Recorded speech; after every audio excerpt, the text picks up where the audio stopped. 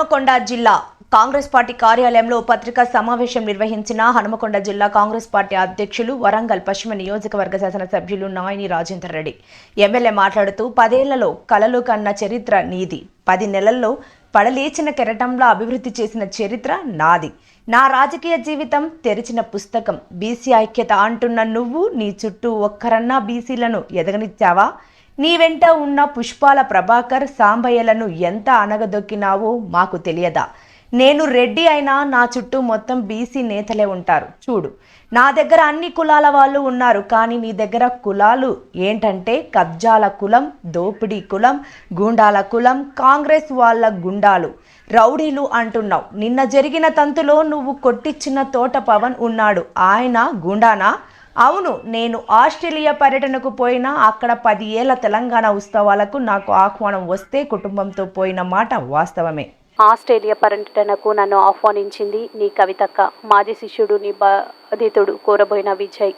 అక్కడ నీ గురించి, నీ పార్టీ గురించి బాధితులు అంటున్న మాటలకు నువ్వు గురువు చచ్చిపోవాలి, నువ్వు గోడకున్న దాన్ని తీసావంటున్నావు. నేను తీస్తే నువ్వు మళ్ళీ మద్రాస్కి పోవాలి బిడ్డ, గుర్తుంచుకో.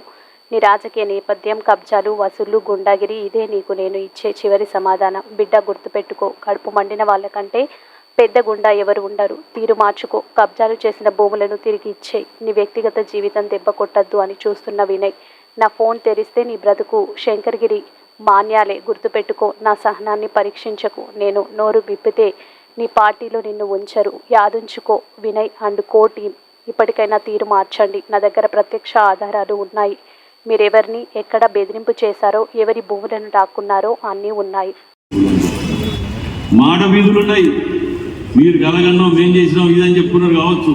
డబ్బు తీసుకొచ్చింది ఇంత కష్టకాలంలో కూడా పైసకు ముఖ్యమంత్రి అతడు బతిరాడి మేము తీసుకొచ్చిన దాన్ని మీరని చెప్పుకొని బతకడానికి ఇంకా సిగ్గనిపించలేకపోతే ఇట్లా.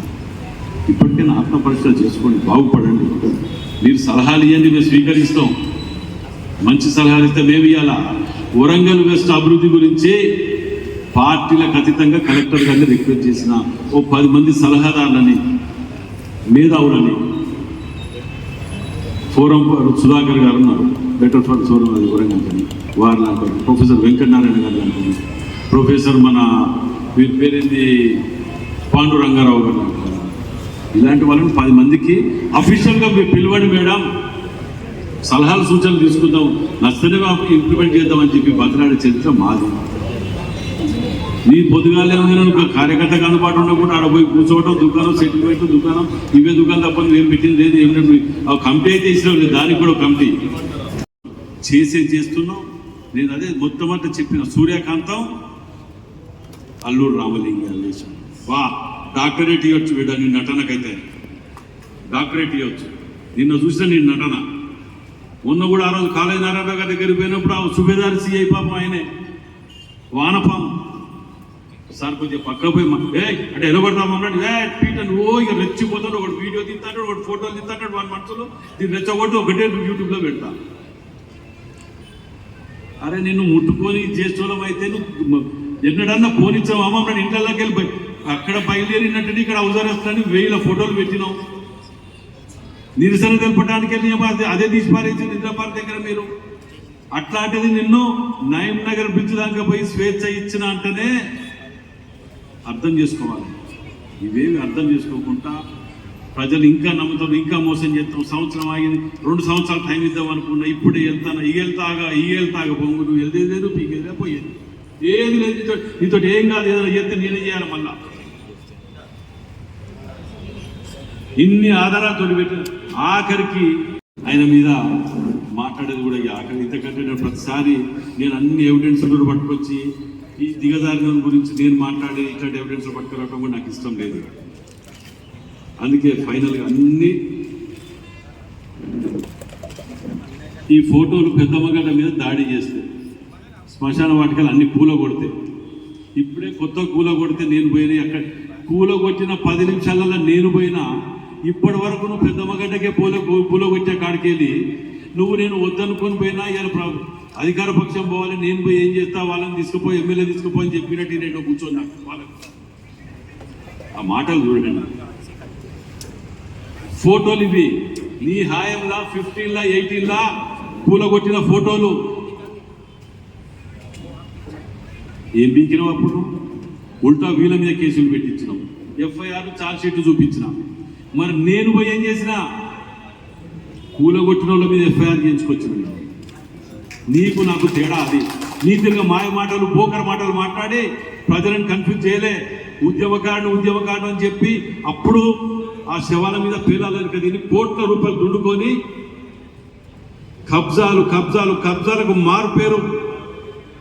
ఇలా హనుమకొండ వరంగల్ వెస్ట్ నియోజకవర్గంలో కబ్జా కోరు, గుండాయిజం, రౌడీజం ఎవరు అంటే ఏకైక వ్యక్తి పేరు చెప్తారు, అది వినయ్ భాస్కర్.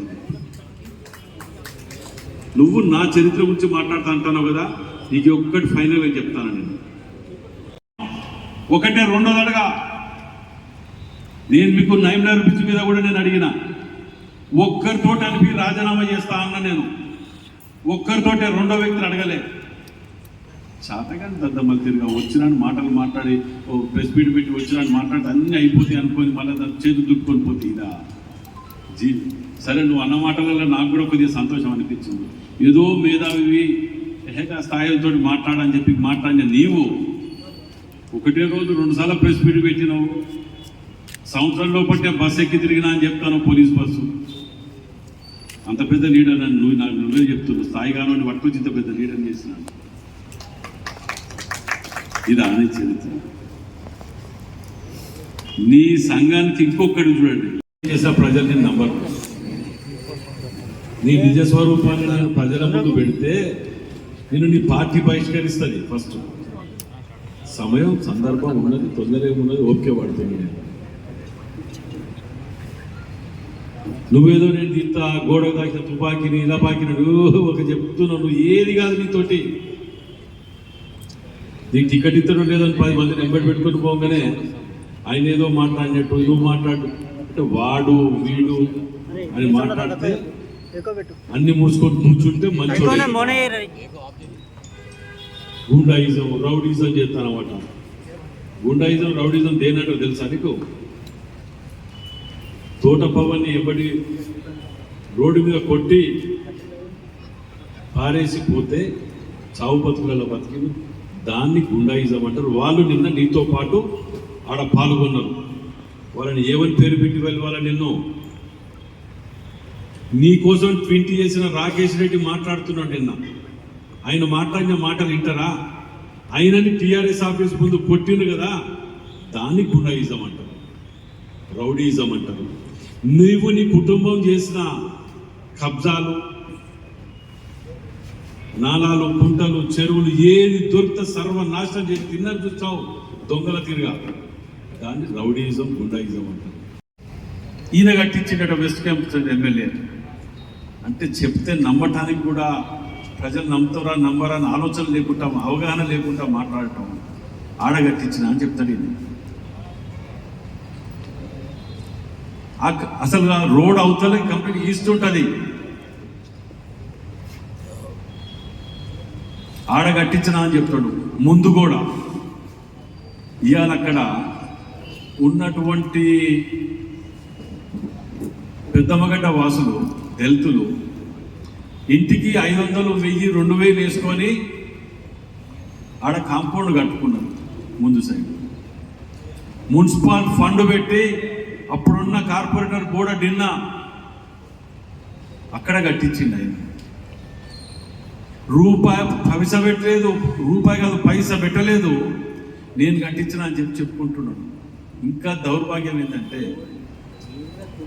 దళితులందరూ కాంగ్రెస్ కోటేస్తారు, కాంగ్రెస్ ఇది ఉంటారని చెప్పి అక్కడ మేమిచ్చిన ఇల్లు ఇందిరమ్మ ఇల్లు తప్ప నువ్వు ఇచ్చిన డబుల్ బెడ్రూమ్ ఒక్కటిరా చూపించు సన్యాసి. ఒక్క ఇల్లు మేము ఇచ్చినవి తప్ప నువ్వు ఇచ్చినవి ఫోన్ ఏం చేసావు తెలుసా? నువ్వు 4 ముక్కలు చేసినావు పెద్దమ్మగడ్డని. ఒక్క దిక్కు పడితే డివిజన్ లాడ కాంగ్రెస్ గెలుస్తుంది, కాంగ్రెస్ పడితే అని చెప్పి 4 ముక్కలు చేసినావు పెద్దమ్మగడ్డని, షాయంపేటని. ఒక్క షాయంపేట 4 కార్పొరేటర్ ముక్కలు ఉంటాయి. ఇది నీ సంస్కృతి.